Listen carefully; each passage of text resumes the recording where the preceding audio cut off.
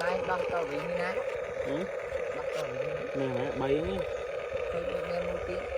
giờ mà mua tiếp con mén để đi ra đang đang nên là có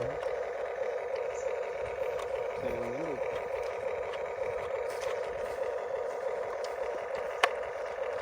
cho tôi lỗi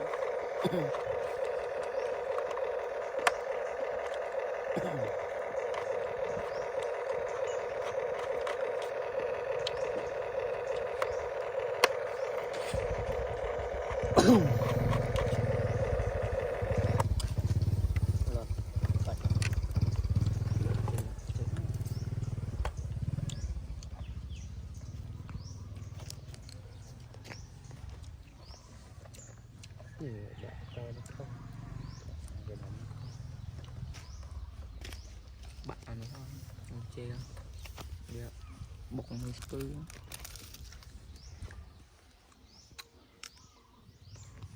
mà lo trái đó không chế về cá tay hàng về hàng cứng cứng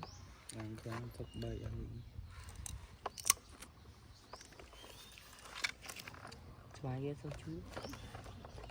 ăn bậy này chưa thôi thấy này nè mất thôi chứ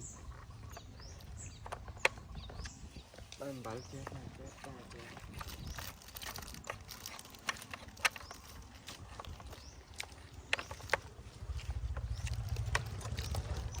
nên sẽ ít nữa xoài cái miếng chú nữa mai chụp đó phá nó lại hiện đâm lại á đâm nó hả đâm lấy mà đâm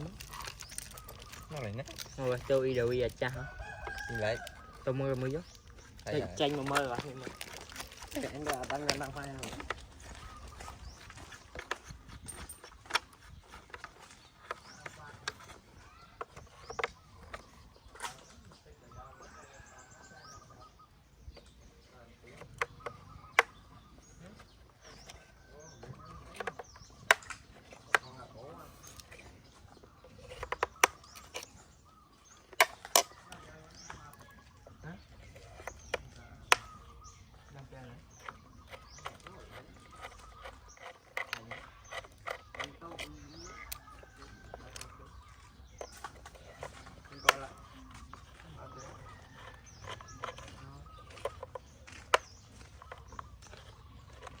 cái mặt sao mà có thế